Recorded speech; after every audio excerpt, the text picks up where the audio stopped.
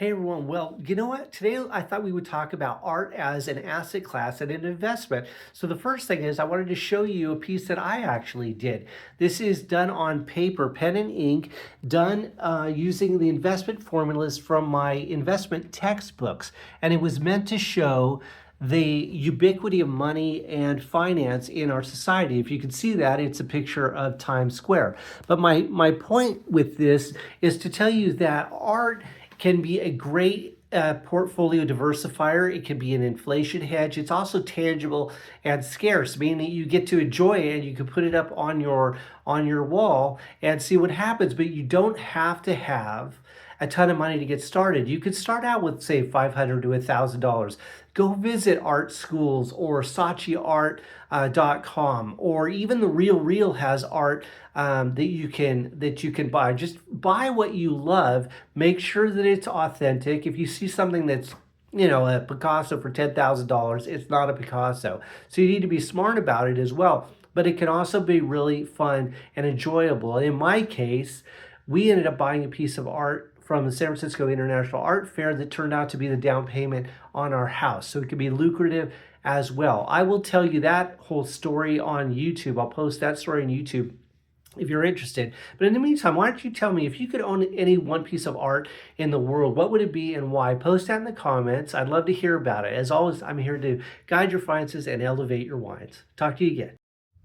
Okay, so check this out. Remember I told you that we bought a painting that ended up being the down payment on our house. Let me take you through that. So my wife and I had gone to the San Francisco International Art Fair in San Francisco, and we found a painting by an artist called Gerhard Richter, which is one of the most famous painters in Germany of contemporary art. So this turned out to be what was called an offset lithograph. So it was literally a print about him, a newspaper article about him in a German newspaper. And then what he did is he squeegeed oil paint over the top of it.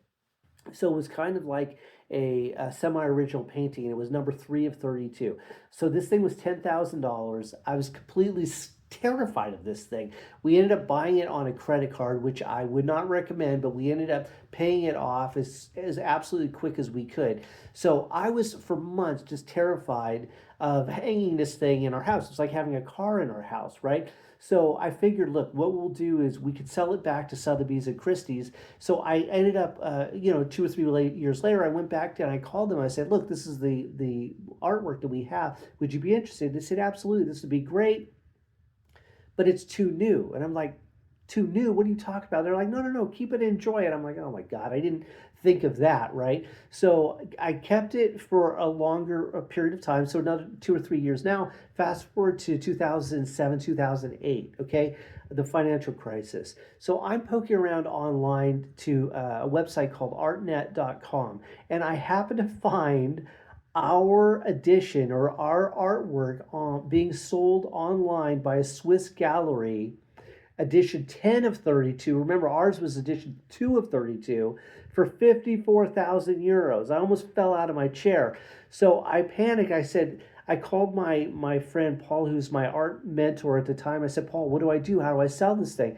He said, you know what? You could go back to the gallery that you bought it from, and they will probably buy it back from you. So I said, all right, let's do it. I contacted the gallery. Sure enough, they bought it for me for $25,000. That $25,000. Now think of the financial meltdown, the mortgage crisis. I thought to myself, okay, so how would the Mellons and the Rockefellers, how did they make their money during the Depression? Well, they did it by investing in real estate. So there you go. I ended up investing in a Vanguard real estate ETF and an international fund that had been completely decimated.